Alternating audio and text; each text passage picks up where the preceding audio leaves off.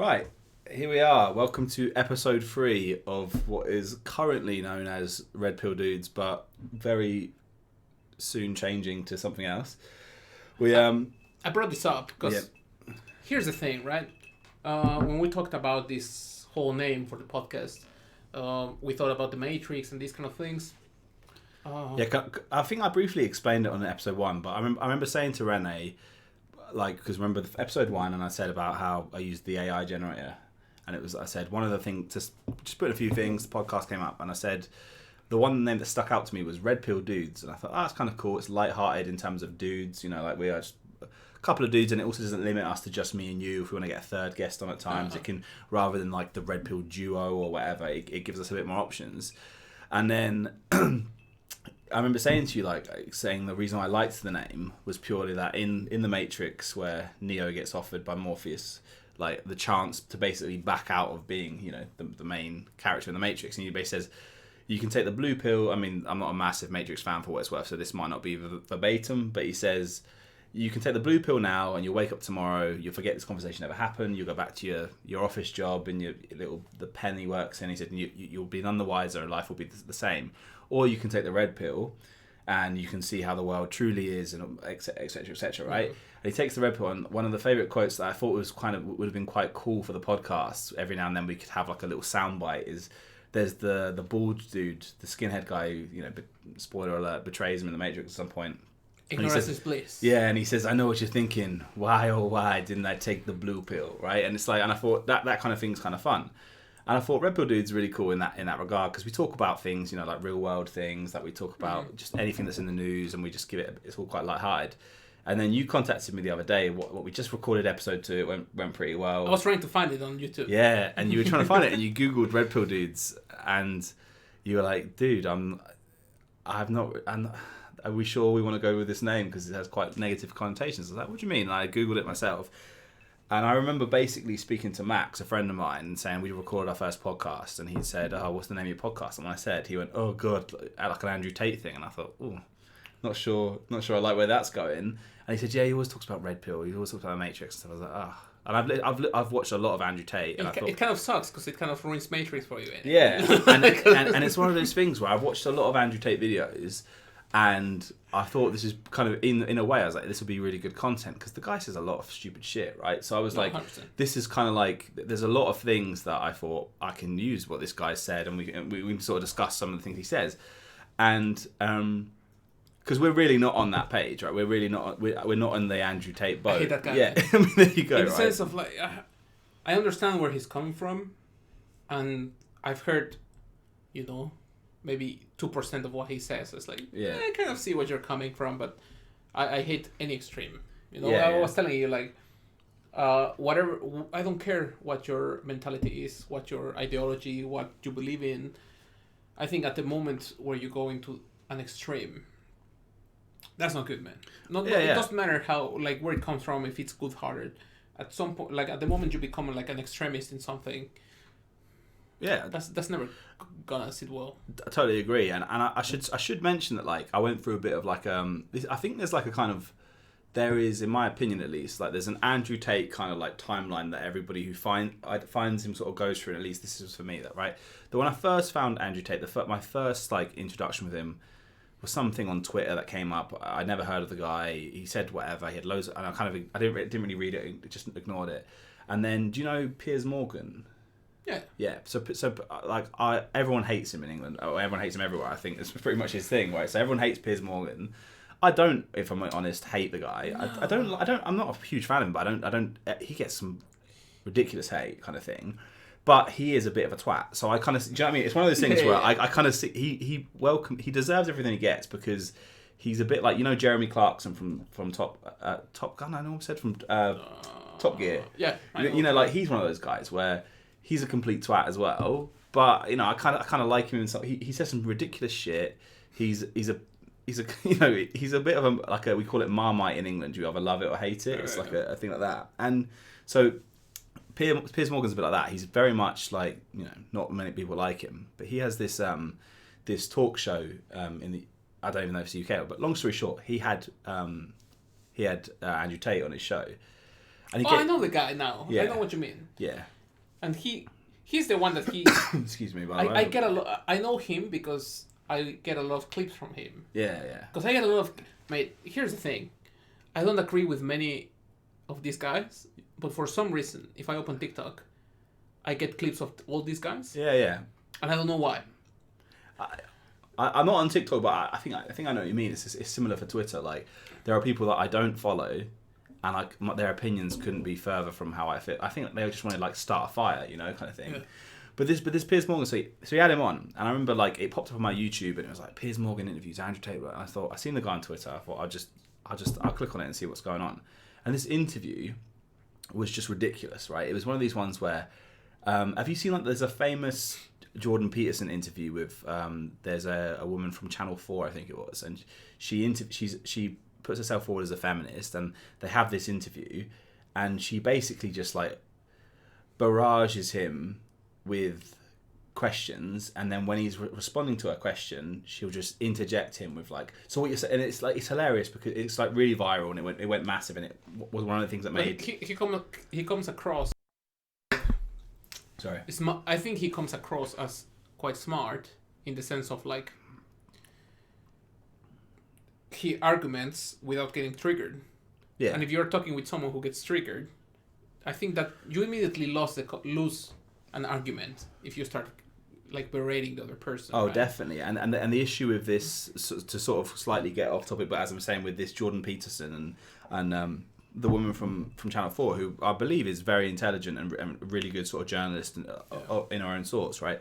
But she kind of like sets herself up for failure massively because, and she even says, and I kind of respect her for this, at one point she sort of makes a comment of saying like, she kind of, maybe this isn't her exact words, but along the lines of, you could tell she came on there trying to hate the guy, and everything he said was reasonable, and she says, but before it gets to that point, and I'm sort of mixing the words a little here, but before it gets to that point, it literally says something along the lines of, they're talking about the gender pay gap, and we won't go into this maybe on this podcast, but she's saying on average men get paid, let's say $1 an hour more than women, right? Do you think that's right? And he says, well, that depends. And she says, well, why does it depend? Because equality X, Y, Z. And he just says, well, no, hold on.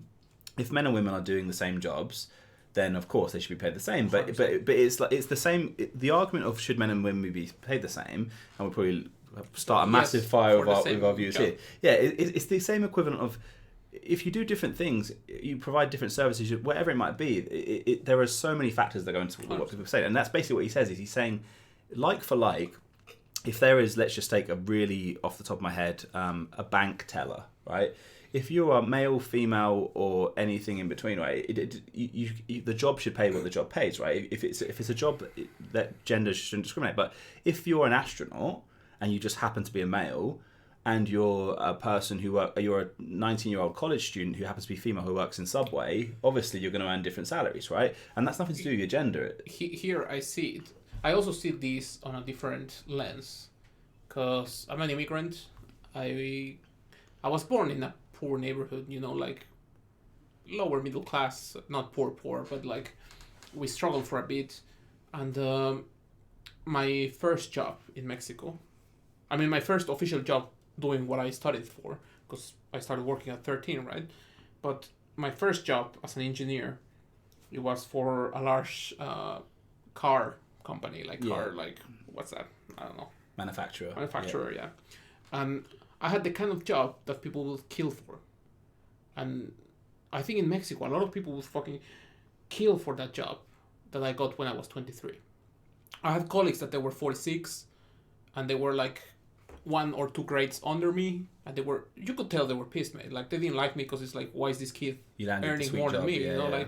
But I knew many languages. I learned German. That gave me a boost. I went to Germany, came back, and I was living the dream. Yeah. Right. At 23, I got a quite highly paying job, and when I came to Finland, then I realized, mate, what I was making was peanuts. When you compare it to, if I would have it's all relative to your environment. Yeah, for sure. Exactly. If I would have made the same job here, mate, that would have been like 4, 5, 6 times more. Yeah. And there, it was a really good paid job, but when I put it in perspective, people were like, for example, when I quit, I was like, I'm gonna go to Finland. My dad, I remember very clearly, he was like, mate, you have it all done. You are 20, you have gotten a job at 23 that you can retire from in like 30, 40 years. You are set for life. You know, you can just work that job 40 years. You are done. Like, people will kill for this at 40, 50. And for him, it sounded so good. Mm. For me, it sounded, this is fucking awful. Yeah, this is hell. yeah. And I quit. I was earning less than 1,000 euros a month. So it was a really good job for Mexico. But yeah, if I wanted, like, my ex is Finnish, right? And if we wanted to come to Finland, that means I will have... Your new girlfriend's Finnish as well, but... Yeah, but like at the time, if I wanted to come to Finland to visit her family, for example, I would have to work 3 months without spending a single cent to be able to afford it, right? Yeah. And here is, you know, my salary is not that huge of a job that I have, and my salary keeps me to travel way more. Oh, yeah, for sure. Like, I mean, don't get me wrong. Like, I mean, for the last 12 years, I've been a professional poker player, and now I bet sports for a living, and I can do that from anywhere of an internet connection in the world, and I choose Finland, one of the most expensive countries in Europe to live. So it's very stupid in terms of my salary, what I earn out here, which isn't a salary, but you know what I'm saying. My income is half of what it would be if I lived in Spain, or you know, even maybe not Spain. But, you know, you hear. Well, would you get this weather, mate? Oh, yeah, exactly. The views alone. You can't put a €9 price per pint of beer on that wonderful slush out there we get to walk home from. Anyway, but what I mean is, like, you see, I can see all the different kind of like variables that come into play, where you cannot simplify things like that. No, 100%, and I've sort of even got off topic talking about this Jordan Peterson, but just to continue it, like, the whole point is he goes on this interview, more of a debate show. It's really good. It's like, you should check it on YouTube. If you just type Jordan Peterson Channel 4 debate, like it's really good. And essentially, what happens is the woman, I forgive me for forgetting her name, but she asks him a question along the lines of, or not even a question, she just states something along the lines of, women gets paid, and don't quote me on it, let's say $1 per hour per hour less than men, sorry. Do you think that's fair? And he just says, well, that depends, is his answer, which I think is a very reasonable answer, because it does depend. As I said, if you're both... I think that's the correct answer for most of things. And for anyone with a brain, the answer is, well, it depends, because if the answer is, well, they both literally, flip burgers at McDonald's, and they both do the same amount of burgers per day, and they work the same hours, and the man earns $1 more per hour, then of course that's wrong, of course, right? But if one of them works on an oil rig and one of them flips the burgers at Burger King, then there is, how life works is average. It's a huge average across cross sections, and what his argument was, what generally across all of the different vocations and things that people can do for a job, women tend to gravitate to jobs that earn on average $1 less than men, and there is many things for this. And he's a psychologist, I'm not, but he gives all the reasons for this, and he gives this really very eloquent sort of explanation of why it depends. And she says, "So what you're saying is women aren't worth as much as men?" And he just says, "No, that's not what I'm saying. Of course, that's not what I'm saying." And that was her kind of the reason why the debate was kind of like viral, was basically everything he said, which was very reasonable. This is why life is what it is. She just says, so you basically hate women. And it was like, well, no. And that brings me back onto that Andrew Tate with Piers Morgan, is in this exact interview, they bring him on to talk about some of Andrew Tate's more controversial opinions. I knew nothing about the man at this point.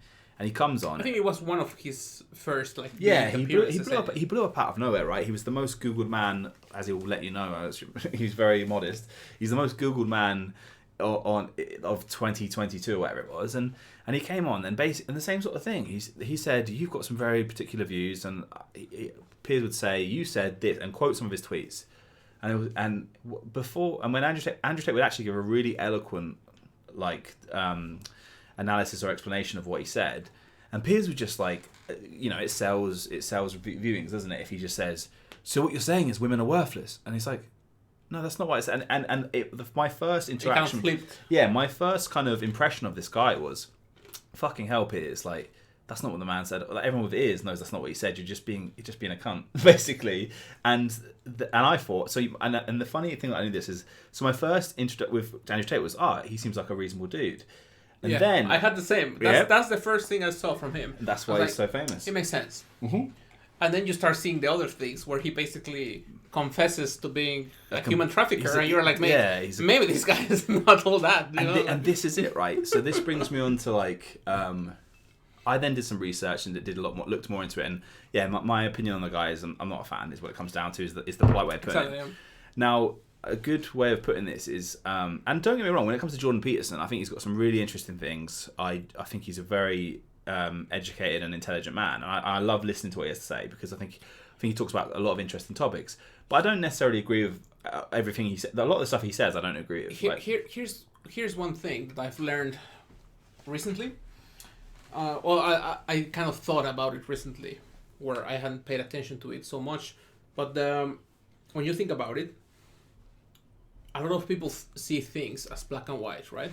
And I used to be one of those like guys, because I remember I had this conversation with a friend of mine, like this Belgian dude, where I told him like, the way I'm a programmer, right? I'm a software engineer. That kind of like if and like or logic is. It's a yes or no. It's my everyday, right? Yeah. I think my brain works exactly in that way. That's why. Same as me, kind of thing. That's why this career path became very clear to me, because that's how my brain works. Yep. And I see everything as ones and zeros, right? If or and, yes, no. 100%. Yeah. And this friend of mine, we had a discussion, and he was telling me like, but you cannot say everything is black and white. Not everything is yes and no. And I remember telling him like, if something is not a yes and no, there's not enough information. Then no, how I see it is you haven't break it down well enough, because you have a big problem. If you cut it in half, do you have a yes or no? No, you break it more, and then eventually you will have a bunch of yes and nos. And in my head, how it works is you take how many yes, how many no you have, and then you can balance, right? And then you can take a decision of what's better. That's how my brain works. Yeah, it's the same. It's the same as we work in the same way. Like my job is purely like logic based, math based, like that. And there is always an optimal strategy or an optimal move, right? Yeah. So and if there's not, then you haven't got enough information to make. There always is. You just don't know what it is yet. So in a very simple statement of is it fair that women earn $1 less than men per hour? I don't know the answer if it's yes or no, but there is an answer, yes or no. And if the answer is the only reason the answer is no is if, let's just say, as we said, both working at Subway, both on the same hours, both the same age, just different genders, then of course everyone with a brain will know that's incorrect. If you're doing the same job, you should earn the same. The reality is we're looking at a metric that isn't fair, because the analysis, if there are a guy who's worked for 45 years or let's say managing an oil company and hiring people to drill into the ocean to perform oil, then of course they're gonna. It doesn't matter what their gender is. That person is going to earn more money than someone making sandwiches at Subway, and there's nothing wrong. And the point is, then with the question becomes, which jobs do people lean? Generally in culture, do people lean towards? And that and essentially the answer usually falls down to the information, right? And as you said, if you don't have a clear yes or no, if we had all the information available, all the statistics on all of that, you'll eventually come to a yes or no answer, and that's how we work. So because we're both so pragmatic in that sense, if someone asks a difficult question, quite often to me and you, people that are very logical, like the answer will be, well, that depends, and because I will not say yes or no until I know enough information to determine whether yes or no is the correct answer. And I think personally that it also comes down to I think the smarter you are, is the more that you will doubt yourself. Oh, definitely. You're more self-aware. You get all the information, for example, and then you'll be like, it happened to me at work. There's this new guy at work. And I really like the dude. Like, I don't think like this about people very often, but I think the guy's insanely smart. I don't want to go into much detail, but I think the guy is like massively smart.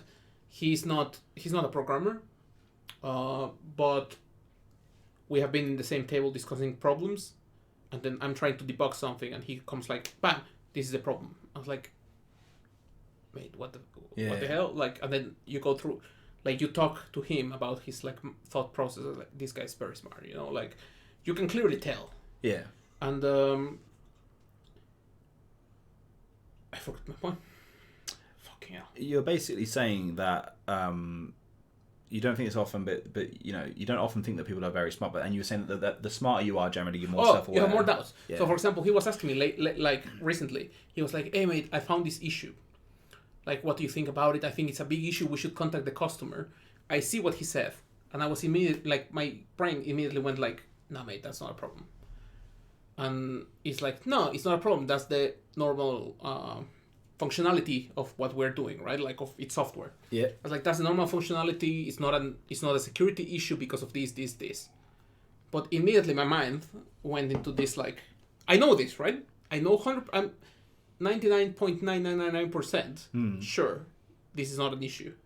But because he brought it up, my mind immediately went into the other mode of like, what if he's into something? Yeah. What if what I believe it's true? It's not really.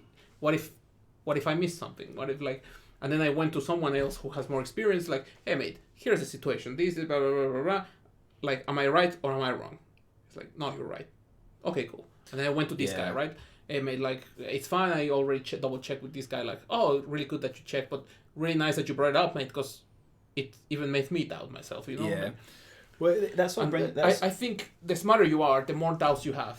I think if you are like, it's true. like, I have the definite truth, then you should double check what you're thinking, mate, because you're probably not 100% correct. Yeah, my favourite quote, I'm not that my granddad, he's got my granddad's like the king of quotes, right? He'll be the kind of guy where every now and then, like, it'll be one of those things where you can be in any scenario and he'll just come out with this like little gem of like he'll finish a sandwich and my nan will say to him like, "Oh, Terry, do you want some more?" And he'll go, "Enough is as good as a feast." And it's like he's got all these little like, and that's like a kind of famous saying in our family, that sort of thing. But anyway, my favourite quote of all time, I think I want to, which is hilarious. I should probably know who it's by. I think it's Mark Twain, and it's not what you don't know that gets you into trouble.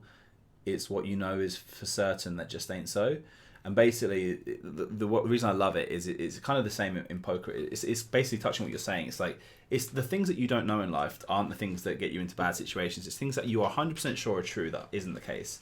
And that is kind of, when in the world of poker, that's perfect, because ignorance is bliss, right? And the more intelligent you are, or the better the poker player you are, the better you sort of realize how bad you are at the game in terms of how little you know, because you start to realize the game is incredibly complex, and you basically need to be a supercomputer to be perfect at the game, and every suboptimal decision you make leaks money, right? Yeah. Whereas if you're just a guy who loves poker and like, ignorance is bliss, you just play. Every time you lose, you say, "Oh, they got lucky," or "I got unlucky." Mate, and it's, I've seen this 100 times in the sense of because we've talked about this before, where you used to play poker professionally, right? That was your life for like many years. Yep. I would never challenge you to, hey, let's go head on head to head kind of poker match, right? As I'm sure you would never be like, hey, I would go to an MMA fighter and say, let's get in the ring and fight. Yeah, exactly, you would never come to me like, hey, let's code from scratch and like let's see who codes better. It's like, that's my life. Poker is your life. You are good at what you spend time on, right? So I've seen, I don't know how long we've like known each other. It's like probably 4 or 5 years. Yeah. Maybe 4 years that we've hanged out very often. And I've seen thousands of people, mate, that they're like, what do you do? Poker.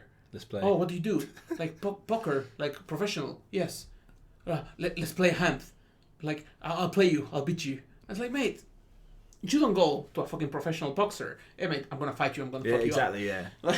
I just don't get what's the mentality of people that really like, I can beat you.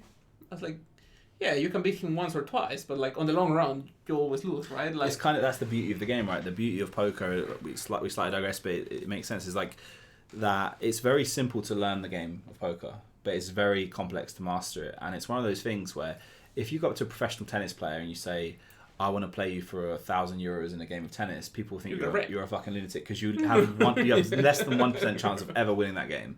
And whereas in poker, if you play a professional poker player heads up one game of poker in a very basic format, I don't think our listeners care about the structure of poker games, but you probably have like a 40% if you like chance to beat them. If you're really bad, maybe a 20-30%. So there's what we like to call variance. So essentially you can walk away, from a game against a professional poker player in a bar or whatever, a short structure, you can walk away a winner and that's the difference. And because everyone like it's the same as. Yeah, everyone can play. Who knows the rules of poker thinks they can play poker, and it, comes on to what we sort of said in terms of ignorance is bliss, in the sense of the more, maybe not necessarily. I wouldn't say I do agree with you. The more intelligent you are, the more self-aware you are. I think that's because you're more aware of just limitations and strengths, and we sort of discussed this before. But it is a case of, if I'm not very good at something, like I mean it's a bad example because I was going to use chess, and I'm pretty bad at chess, but I'm very aware that I'm bad at chess. So, but it's one of those things where if you can understand basically why, if you're not particularly intelligent, or if you're not particularly good at something that you think is very luck based, like you've not spent years studying poker, for example, it's really reasonable to think, oh well, it's just luck. You just get it all in. You hope for the best, sort of thing. So I think.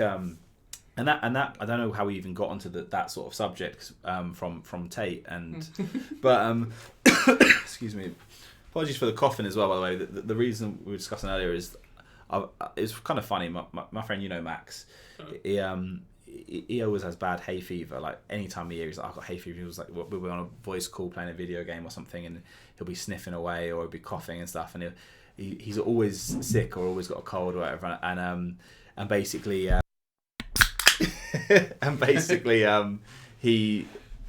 remember saying to him when he was sick, like I don't know, a couple of weeks ago, give or take, and then he started sniffing away. And I was like, "Oh, you got a cold again, mate?" He's like, "Yeah, all that or hay fever." And I said, "Oh, dude, I can't remember the last time I had a flu or a cold. I genuinely couldn't remember." I was like, "I've not been in years, not since basically COVID almost." I said, I made a joke, "Oh, COVID cured me," or whatever. And then literally a week later, I get really bad flu, and I'm basically coughing and whatever for a whole week, and it's still with me. But yeah, really interesting story for everyone to listen to there. But yeah, the point there is that we almost called this off again because I said to you I've been coffee, but we've had a couple of medicinal whiskies to hopefully fix that, and yeah. He skipped the tequilas, but yeah, I mean, I guess it's as good as advised by the doctor. It was cinnamon whiskey only. No. We have this saying, like, for I don't know how to translate it, but it's like for every grief have some mezcal, for every good have some mezcal. Yeah. Like, like whatever the occasion is, like drown your sorrows and drown your joys, kind of thing. Yeah. And so I think it's one of those with the Andrew Tate situation. So I think it's a bit rough, man, because like what I think is rough is that because I've met a lot of people that he has a lot of audience, right? Huge, and the problem is like he has a lot of audience because there's a lot of people who feel identified, right? There's a lot of men right now that feel like maybe I'm not good enough. He appeals to a very vulnerable subset of society. 100%, man. Like, and you have this like whole incel community and all these kind of things that are popping up nowadays. Yeah. And I think we don't have a problem in the sense that we are both quite confident, but I think the problem is that, or one of the big problems nowadays is that when you see people on social media, everyone's perfect, right? Everyone's having a super nice life. Everyone's having every girl's got the perfect butt in the gym, and everyone's got the perfect sports car, and everyone's on a nice holiday, and exactly. Yeah, but you don't see people talking like as often of the failures, for example, right? You don't see people talking about like, oh man, my life is not going so well. You don't see people saying like, oh, I failed trying to do this kind of thing, which is a perfectly normal part of life, right? And it's a probable outcome most of the time. You're going to fail on a lot of things you do, exactly. If you are successful in something, you probably fail many times. Yep. And I think the fact that there's no visibility on that, and people are not talking about that so much, it creates this fake or this like false sense of like, if I'm not good and I don't excel at everything I try, maybe I'm not good enough. Yeah, and it leads into what you said about this long tangent that we went into, but it leads into, like you're saying, people that are very self-aware. And like you say, when the amount of people that will be out on bars and nights out or just playing some pool or whatever, and a guy says, "Oh, you're the poker player. Oh, I want to play you for €200," and it's like, what? It's like, it's one of those things where like Andrew Tate appeals to this very vulnerable, as I've said, subset of people where they've had a lot of like shit times in life. Excuse me, and rather than like be more self-aware, like as we said, like most intelligent people are, where they'll be like, you know what, life's really shit at the moment. What am I doing wrong? That's how you change your life, right? Kind of thing. That's how most professionals and most people that are good at certain things, whether it be an athlete or whatever. Like every athlete, for example, that loses a match, they go and analyze and they go, okay, what did I do wrong? Not, oh, I got so unlucky that the ref did this or that he did this or Whereas if you start blaming someone else. Whereas the fans watching the football, be like, oh, what the ref do there was terrible. No, that's not how you get better in life. And it's the same thing. People who are a bit more intelligent, and it doesn't mean intelligent in terms of just pure IQ. It can be just more educated in their field, whether it be whatever it might be. So you can just be a case of, okay, this fucked up. This poker hand went wrong. What did I do wrong? And whereas the subset of people that would just go, of course they always have the aces when 1,000 times the pot goes in on the turn, they've got the top set, whatever. And it's one of those things where kind of sort of as you were sort of saying earlier, like sorry, I've lost my point a little bit there, but basically like that being able to evaluate that it's not always someone else's fault. And when Andrew Tate comes along and starts saying, people want to identify to that and say, oh, you know what, Mr. Doesn't work and doesn't have a girlfriend because like you treat people like shit, and I'm not saying this to everyone, but there are people out there that you make really poor life decisions, but then you want to blame, it's the government did this. And when Andrew Tate comes along and starts saying things like the Matrix and the reason why it's easy to justify your poor decisions into all these guys' trial, right? Like society owes me kind of thing. Exactly that, and that's why. And all of this for a second, when I first did some research, I was like, well, this isn't. Why does everyone hate the guy? And then I don't know. He's got, this is kind of hilarious, and it's kind of funny where we sort of digress into these things, because we just had a beer and a chat, and we weren't going to talk about this Andrew Tate on the podcast, but it's so funny because. Do you know what he does for a living? Like technically, one of the things he does, like. No. So he runs a course called the Hustle University, right? I didn't really, and I looked into this because I'm, a bit of a freak with that kind of stuff. Where if I find something I need to learn about it. And so these people, they pay like, I think it's $49 a month, and they got taught the way of how to hustle and going to school and going to college and going for it. That's the loser's way. You got to learn to hustle, right?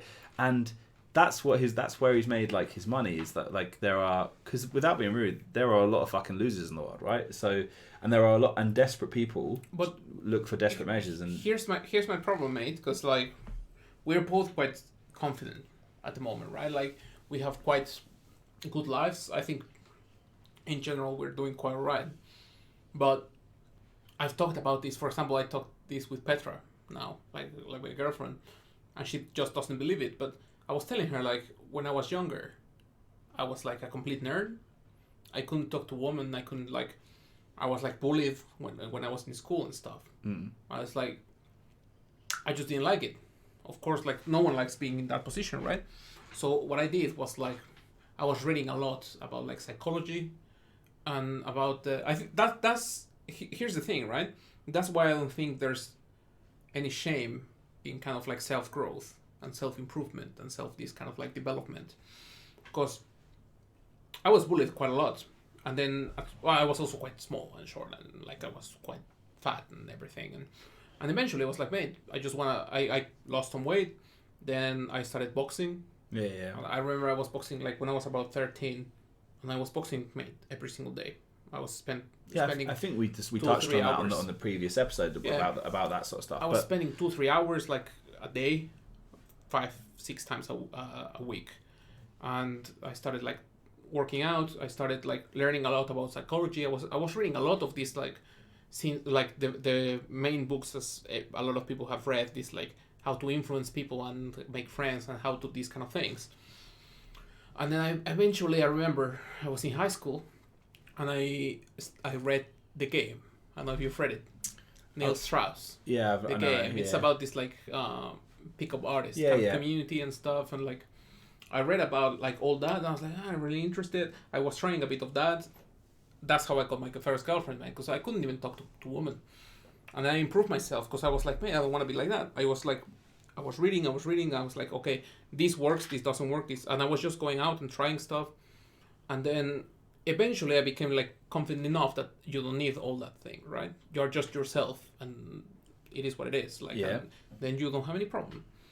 And well, many years went by and I've met people here, for example. I was doing a lot of like different hobbies, right? And with a lot of artistic people. Yeah, you did like the improv and all that kind of stuff. Yeah. And then I met a couple of friends that I really like, super nice people. And at some point I was talking with a couple of them and they were like, mate, I've never been on dates. I don't know this and that. And I was like, mate, look, I'm not gonna give you, because I hate giving. I hated when people at that point gave me advice without me asking, right? So I was like, mate, I've been in your exact same position, and I saw myself, right? I saw this guy that's like very, not unconfident, very shy, very like, I don't know, like he just couldn't do all these things that for me are now natural. And I was telling him like, mate, I hate it when people gave me advice, but I can give you advice because I see myself in you. I can tell you what worked for me, and then if you want to take it, take it. If not, then mate. Well, I think it's reasonable to give someone advice. Like if I'm just like cooking some dinner, I mean that's a bad example. I was going to say like if I've seen you cook. Yeah, it's like, if I'm cooking some dinner, any advice should be welcome. To be honest, it should be a given. But if for example, if I'm I don't know like doing some form of task. And someone just comes in and goes, oh, yeah, you should actually do it like this because this is better. I mean, to be fair, I'm generally a person I love to learn. And if there's a better way of doing something, I'm open ears. Yeah. But yeah, if it's like a hobby or whatever and someone starts to try and backseat drive, if you will, then for sure. But if someone comes to you and says, if I go, oh, Rene, I tried to make these tacos the other day and they were just a mess. They were a nightmare. And I leave it at that. I won't bait. I feel like then you should be allowed to go, well, you know, what you should do is you should just prepare the meat before and see how it works. You should, but I've been on the other side. So I understand the point of these guys, right? Right. So I was telling them, like, do you want advice, mate? Because I've been on the exact same position. Do you want advice? I'm like, yes. Okay, mate. Take this book. This is the one that changed me or triggered my change. Yeah. Take this book. Maybe don't slam the mic. Read the shit. Because like the table, mate. No. I was like, take this book. Read it, mate. And then I was talking with him a bit. It's like, no, because isn't that a pick-up artist kind of thing? I was like, yeah, but read that shit, man. It will give you some of a insight on how these things work. No, but that's bad because you play with women and stuff. I was like, so currently you're playing with yourself, mate. No, so read the damn book. Yeah. No, but what I was telling him is like, mate, you can follow the book up to the point where you find someone, and then maybe not just fuck her and continue to someone else. Just find someone that wants to be with you. Like, you don't have to be a complete dick. Yeah. You just take this and take what you need, as you should. Well, surely the great thing about the book is it just shows you generally how human interaction works. And exactly. Yeah, you shouldn't do it exactly how it says, man. Like, you don't follow exactly what it says, but it gives you an insight, and then you see like, oh, I like these, I don't like these, I don't like, and then you take what you can, and that's that. How human interaction works and how to exactly. Yeah, but then it gave me also this kind of like, you cannot help someone unless they want to help themselves. Because I told him basically, do this, this is what I did, read this. No, because that's for bad people. I was like, yeah, if you use this and you are completely an asshole, it is for bad people. But if you read this and use it as a guide of how human interactions work, then you're not an asshole. You know what I mean? Yeah. But I don't even know why. I have a point, but in general is like you should strive for improving yourself, and everyone can improve themselves. But when you have like a guy that just tells you what to do, and this guy has all the truth, I see how it is easy for people to go like, oh, instead of reading this and improving myself, I'll just listen to that guy that says that it's not my fault, it's everyone else's fault. Well, here's the problem, right? It's like the various ways to improve in certain things is generally requires a bit of self effort and work. And as you said, like even as simple, if it was a case of I've never been on a date and I really struggle to speak to the opposite sex, and you go, well, read this book, this helped me, maybe it'll work for you. Well, firstly, how long is that book? That's 382 pages long. Well, that's going to take me, a few days or week. Yeah. And then okay, cool. And then I've got to interpret those words and how to actually implement them into a strategy to speak to the opposite sex. That sounds like a lot of work. It's like, yeah, it kind of is. Like, it's not everyone's born with a gift to speak to people, and it's the same in other areas of life. Okay, well, I'm not successful. I've not got a good job or a good life and things like that. But hold on, there's this guy on the internet who's got the most Googled man on the planet, and he keeps telling me about how many women he's got and how many cars he's got and how much money he makes and how he's amazing and how the Matrix and the government is ruining things. And for $49 a month, he's going to give me the answers. And essentially, like, the harsh reality is the people that are in really bad spots in life often are there for very many reasons, but often from just poor decision making, right? So, like, obviously, like, variance and poor luck contributes to many things, but on the great average of cases, it would be to poor decision making, and therefore, if you make poor decision making to get to places, you're unlikely to make good decisions to get out of it, right? Very easily. You can do it, and a lot of people do, but it's quite hard. Whereas, you're more likely to make another poor decision. A classic example of this would be someone who's in a lot of debt and someone who's in a really bad spot financially decides to go to the casino with the last $1,000 they've got to throw it on roulette because they think that's the answer to their prayers, right? And that's what people do because, as I said to you before, like, people who are desperate often do very desperate things, sometimes it's roulette. Sometimes in the US or whatever, it would be like go to a liquor store with a gun and a mask and just people do stupid shit to get out of tough situations, because they're always looking for a quick fix and a quick answer, right? And unfortunately, I think Andrew Tate appeals to the unfortunate masses. He's the quick fix. Yeah, he's the quick fix. He is the casino. He is the all you got to do is look at my Bentley. Look at my Bentley. Why would I lie to you? Like, I'm a millionaire. Like, and it's like he claims he's worth something like. I've heard him claim he's worth $350 million. That was on the first interview with Piers Morgan, and now he says he's a billionaire. And it's like, I mean, now in jail he says it's a character made. Yeah, you know what I mean? Yeah, like, so it's it's one of those where it's that the whole purpose of this wonderful intro to the podcast was that we're changing the name. So we're starting.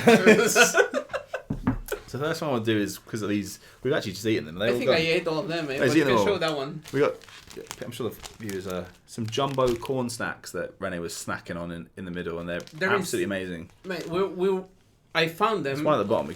We went to buy some drinks, and they were like someone abandoned them on the cashier, like next to the. It's wonderfully focused. What's that, like, checkout? Yep. As this like big corn. In Mexico, we usually eat that on the Independence Day with some pork, and we make a soup out of it. We used to make it really with. Good. Well, the Aztecs used to make it with human beings. Flesh, yeah. And then Spanish people decided maybe we have to tone it down because we're soft and stuff. But like, realistically, it's a really good soup, and it's like a traditional thing. I've never seen this kind of corn in Finland. Really good. Because usually outside of Mexico, you see this like not in South America. In South America, it's more common. But here in Europe, in the US, I think it's more common to see the sweet corn. Oh, mate, I remember we were touching about this earlier, where Rene made a meal. This must have been about a year or so ago now. Probably 2. Yeah. I wasn't dating yet. Out of nowhere. I don't even remember why. You just said, you texted me like, hey man, I think actually, you weren't dating Petra because the story was you had a date. I was having a date and then she cancelled. She binned you off, and you went, mate, I've just cooked dinner for 2. And she's absolutely binned me off. So do you want to come around and have some food? I was like, yeah, fuck it. I lived over the road. Pretty good dinner. I walked out. She missed out, mate. She missed out. 100%. And it was like chicken, rice, and there was these. It was like poblano chicken. Poblano, like Puebla is my city. Right. Poblano is like comes from my city, and there's this like poblano pepper, and everything that's like has this like this pepper, corn, like some cream, like that's from my city kind of like style. I tell you what, you need a Mexican in the kitchen video of that dish. I have it. I'll link it in the comments. Oh, there you go. Say it should be called Heartbreak for Two. It was fucking excellent. It was really good. It's one of my favorites there. And they had these corns in it, and it was. I remember I was like, I said, "What's this?" It's chicken, rice, and corn. I was like, "I'm not a fan of corn." And then I tasted it, and it was nothing like corn because all I've been, traditional corn to me was just sweet corn, and I'm just not a fan. So yeah. To be fair, I made him try beef tongue. Oh, that was horrible. He loved it. He pretended he didn't. It was horrible. He loved it. It was so bad. Yeah. No. Rene is a fabulous cook, an absolutely master chef, but. Mate, you could grasshoppers you've tried as well. that was actually all right, surprisingly. But I had quite a bit of mezcal or whatever that night, so they're salty and crunchy to be fair, but like peanuts, kind of like pretty good. And but yeah, the beef tongue wasn't the one. Yeah, it's excellent, mate. It's excellent. I think it's like it's lean. It's like soft, tender. Like tastes very strong like meat. Yes. Yeah. Mexican in the kitchen. /YouTube. I'm designing t-shirts for that. I have my slogan. I haven't talked it, I haven't tell it publicly yet. I'm still working on design, but I'm making at least 2 t-shirts, which is the logo behind, because most of my viewers are from the US and from Finland. So it's going to be Finnish on the street, but Mexican on the kitchen. That's going to be like the slogan on the t-shirt. Okay, like it. The other one's like American on the street, but Mexican on the kitchen. I was aware of the Americans coming in, but there you go. Okay, yeah. And then we were thinking, because of like John and Sam, like maybe we do British in the streets. Yeah, that'd be good too. Yeah. Honorary guests, they'd like it. They'd both have one for sure. They'd be first. Yeah. Maybe we have to when they're ready. I'll get them here. Yeah. We'll order them. We'll wear them on a pod. It'll be pretty sick. I'll have the British in the streets, Mexican in the kitchen. Yeah. I should probably have British in the streets, British in the kitchen. They probably yeah, that's more accurate. British in the streets, not allowed in the kitchen. It's probably my one. But yeah. Did you have any topic or anything you wanted to for the? I don't think I had anything today. What was I like? Because this week was rough. Yeah. I was dealing with some stuff with the Mexican embassy. Yeah. I can tell you don't want to do that. It's I think the embassy was actually quite cool with stuff. Okay. But when you watch all the requirements and the paperwork and stuff, it's man. Yeah, I think life in Finland is way easier. Yeah, I think in particular with this episode, like the I think a few of the topics, it's been almost like a weird kind of taster session where a few of the things we talked about in here were things that I particularly wanted to bring up on like full topics on their own. So things like Jordan Peterson, things like Andrew Tate, things like that. But the main part of this was that we are going to be changing. We will no longer be Red Pill Dudes. Yeah, that was the main thing. And because we'll come up with a nicer name. If you have any suggestions, it would be nice. We have thought of maybe Conversation Kings. Yep. I like Conversation Kings or that kind of thing. So, but what we wanted people to do is if you could put some recommendations in the comments, we will look at them because we're struggling. Yeah, I like, for example, tequila and tea time, but I don't think you drink tea, mate. We wanted to make something that's like accurate and and it's also one of the. I mean, there's lots of options. Like there's. All of the options we had are like okay, aren't they? Like they're all like none of them are like bad. They're not bad, but they're not like I felt, and don't get me wrong, I never felt like Red Pill Dudes was like that's an amazing name. I just thought with the Matrix kind of background, I thought this is really kind of clever. I loved it before I realized people have messed this up. And then I realized I remember when you said search our name into YouTube, and I literally typed Red Pill Dudes into YouTube. I said how to deal with toxic red pill masculine or something. I was like, oh god. My thing with that is like, I didn't know about mate. It surprises me because I'm a programmer. I'm on the computer 20 hours a day. Like it's like I've never heard of this shit. Yeah. And then I saw the red pill. It's this like Andrew Tate kind of thing, and then there's this like blue pill, which is basically if you are like a pushover kind of thing. Okay. And then there's this black pill if you're like victim, this kind of victim mentality. I was like, well, at least we picked the right colour then. We're not pushovers of it. So at least we got past the test, but maybe the wrong crew. Yeah, I knew that Andrew Tate talked about. And I've seen videos where he's like, you know, if you could talk about you're in the Matrix and you blah, blah, blah. I've seen him do all that shit, but I didn't even think I couldn't put two and two together with the red pill dudes. I didn't realise it was so big. I didn't realise it was a huge movement, basically. And it wasn't until, as I said, I spoke to Max. I said, we did our podcast. What was the name? Red pill. He's going, oh, like that's that Andrew Tate shit, isn't it? I was like, oh, fuck. What do you mean? Yeah. And then I was like, well, it's too late now. We've done 2 episodes. And it was like, and no one's listening. So it's fine. And then when you said it as well, I was like, ugh, maybe we need to... when I saw it, I was like, oh, man. Yeah. Because...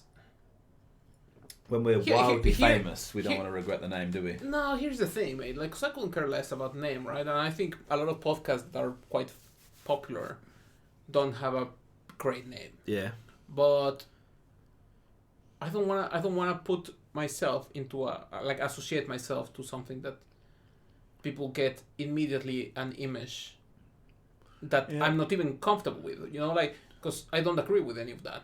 If that was my kind of mentality, I wouldn't care. The problem I had with it was because I think we might differ slightly. Where I don't really care. Like, I don't mind. I'm anti-woke sounds a bit extreme, but I'm a little bit anti-woke. Like, I think there is too much emphasis on people are. You know the term snowflake. I think there can be people that are just people will find any reason to be offended or any reason to be like upset or whatever, and I think that's stupid. But I don't want to be like in a word like represented.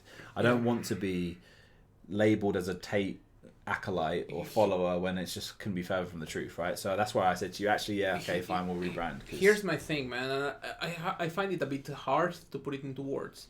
But for example, nowadays, I because of the place where I grew up, I think I'm a bit behind with society. I think my mentality is a bit old school. Of the man has to be manly and you have to you push through. If you feel bad, fuck it, mate. Like, everyone feels bad, continue. Like, you work. If you feel sick, are you sick enough to skip at work? No, man, they continue, which I don't think it's the best way to be, but that's how I am. Mm-hmm. That's how my father was, and that's how I grew up. And I noticed here in Finland, for example, a lot of people take days off. Like, oh, I feel a bit bad, I'll take a day off. And I notice my mind immediately goes to this, like, mate, you're not sick enough. Like, you know what I mean? And I think that's not healthy. So I recognize why this kind of new, a bit maybe more woke, some people would label it, of no, you take a mental health day kind of thing. I understand why people are like that. Yeah. And I completely agree. I think you should be... Why is this yellow? I know you're going to say that. I think the reason why... I don't think the video is going to turn yellow. This is the viewers that need to turn this. I think because my computer goes to a night mode. So the screen's gone... Yeah. Good. But my point is that's how my mentality is, right? And I don't think that's healthy. I don't think that's how everyone should be. But because I have the self-awareness that I know where I grew up. I know why my brain works like that. It doesn't mean that I expect everyone to be like that. But yeah. I see it, for example, nowadays I work into this, I work in a really nice workspace where at first I was worried because everyone seems very woke and everyone seems this kind of to the other side of very liberal. Yeah. And I was very worried that my mindset wouldn't fit completely. But I think that's how things should go. Because there's not a lot of people there that are over the top, and I think everyone feels genuinely comfortable, and I think everyone is genuinely happy, and the work environment is so good. Where I see my own faults, but I also appreciate that people are like that. So I kind of half understand the woke culture. I think if you take it as everything, if you take it to the extreme of I'll just complain about everything just because of the complaining, it is wrong. It will cause problems. Yeah, I think it comes back to what you said at the start, which is extremity in any form basically is generally incorrect, right?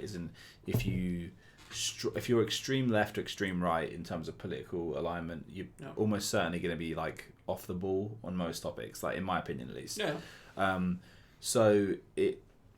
But I think like as I said, I think this is going to be a good maybe segue into like a future episode. Like there is definitely some, as I said, one of my kind of things that when we first talked about changing the name, one of the things I thought was because one of the things you mentioned before was you said like, oh yeah, I just sort of think in some ways, maybe I wouldn't want to share this with like colleagues from work, and I thought, I think you're right, but my like, I don't know, my individual brain, if you will, was just sort of thinking, but is that the right reason to change actions? Because if there are some potentially woke people at an organisation that are like, the kind of people that would potentially say we're going to take a work trip, so let's plant some trees, or kind of thing to offset our carbon footprint. I'm not a planet hater, but I think that the world can be a bit too extreme in some regards, right? Like, so if people are going to be like, two good friends that are just doing a podcast that's a bit of fun and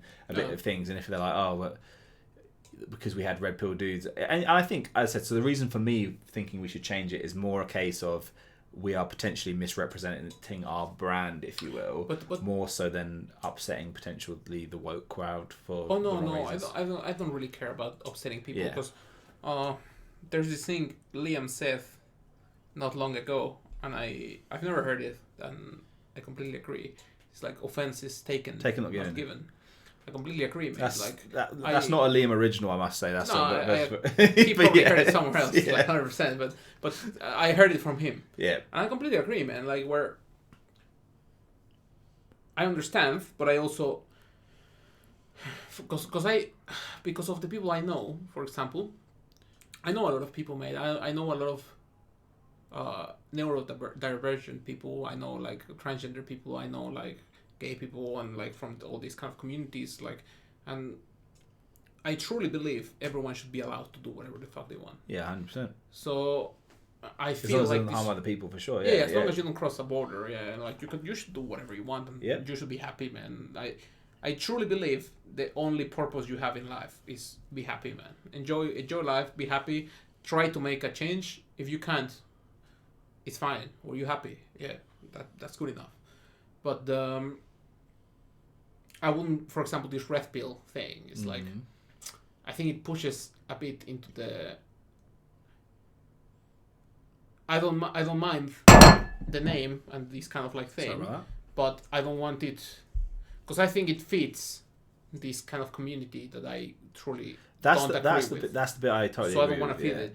I totally agree that my reason for wanting to change it after what had been said and what we discussed was more that I don't want, as I said, as we've already talked about, don't want to go in too many circles, but basically that we're misbranding what like the kind of objective is here, and what our like ideology is, if you will, kind of thing. Like, it's really kind of shitty to basically have anyone think that we are like Andrew Tate fanboys when we're both things complete twat, basically. So, that's my point. That's my main point, because I don't agree with that guy at all. I don't want to be associated with that guy. But excuse me, and I think what I kind of hoped was that would be, highlighted in our content when we do a few episodes, where I want to do a whole episode talking about something. I want to go through some of his tweets and just talk about some of the things he said, and some of the shit he says is borderline hilarious, and in terms of how stupid it is. But then I just thought, you're kind of right that people might just read the name and think, oh, they just So I totally agree, and I think we've definitely got some good topics lined up. And like I said, I've been ill for the last week, so that's delayed things. I think we got last week's one that we're going to post this. I think so far that's the best one for sure. Yeah. So we'll post that one to tomorrow probably, and we'll post this one, I think, maybe even at the same time. I don't know if that's maybe too much. Maybe Wednesday or something. Maybe midweek. Give people something. Give them something for the week to get for the week. Yeah, and then we'll record our proper first back on the new podcast next Friday. I wanted to all that's great. Yeah, that covers mostly what we wanted to say. I told you I wanted to comment something. Yep. Here on the podcast. We've discussed about the Mexican news, right? I'm looking forward to this because I forgot you had this. Yeah. Here's the thing, right? There's a state in the northern part of Mexico called Nuevo León. Okay. I've told you that the Mexican politics are like a joke. Yeah, right? yeah, for sure. So we have a state on the north, Nuevo León. The people no Nuevo León. New Lion. New Lion. Translated. Okay. It's like very industrial. There's a lot of like development and very industrial state. Elon Musk wanted to set a factory there. Oh, he loves a factory, that man. And it was in talk, like he was talking a lot with the governor of Nuevo León, which he himself is quite controversial because he got there because his wife is like a influencer. Okay. And then they were like this couple that was like super influencer, and the guy is like a super macho dude that they had a video where they were talking on on FaceTime or something. So this is the governor of New Lion. Yeah. His wife's an influencer. Yeah. Okay. They're having a chat at some point, right? When he's a candidate. Okay. And then she's like this kind of thing. Okay. Showing the knees. Like, get the legs down. I didn't marry with you so that you show your legs kind of thing. I was like, that kind of guy, right? But it's like this super macho culture is like normal in the north of Mexico. He still wins the elections because his wife is an influencer, mate, and that gets you votes apparently in Mexico and I don't know around the world, I guess, because Trump did the same kind of shit. Yep. He wins. Anyway, he's now the governor. He discusses with Elon Musk. Should we get the Tesla factory here? Elon Musk says, yeah, because Mexican costs are way lower. Yeah. You're across the border, it's lower, less taxes. That state has a problem with water. They don't have enough water for everyone, and they always struggle. But they make their research, and they say like, no, but they don't need like drinkable water. They only need like treated water, so it's fine. Yeah. They do the whole process, right? This governor is like inaugurating factories all around, because like when you have a car factory, you need all the providers around. So all the providers are like starting their own factories. They're starting like this kind of industrial park, everything. Is it the providers in like the suppliers? The suppliers, that's the word. Okay, right. So I used to work for Volkswagen, so it was like the guy who makes the shell, the guy who makes the... When the main factory like establishes, that's not the one that makes the most money. It's like the whole cluster of like you have all the suppliers, all this kind of thing. So basically, this guy seals the deal, right? He's like, Elon Musk wants to bring the factory. It's a deal. The president goes into his morning talk show kind of thing. Yeah. No, we will not allow it because there's no water. If he wants, he can install here next to my airport that no one uses. Because he made an airport that no one cares about, right? It's like everyone's like, oh, okay. I guess he'll go there. Yeah, he can come here or not go, or then he can go fuck himself. I was like, rough, because basically Elon Musk said if it's not Mexico, it's like Philippines or something. Right. Next day, the president comes out. He's like, I talked with Trump, with Elon Musk, and because of me, now we have a factory in Nuevo León. Bro, that's the same reaction I had. It's like, bro, he bent you over. He bent you over, man. Like he said, like that's hilarious. And everyone's celebrating this guy. Like sealed the deal. I was like, nah, mate, you got bent over. Told him to go fuck himself, and he went, okay, I'll go fuck myself. And he went, oh, you can just have it where you are, and I can tell people it was my idea. Yeah. I want to see your reaction. Yeah, it's the same as I had. It's just like it's such a. Some episode will be Mexican news. Mexican news, yeah. Like you have to decide if it's real or made up. Yeah, There's, you've told me a few of the things, and some of them are just, very, very interesting. But the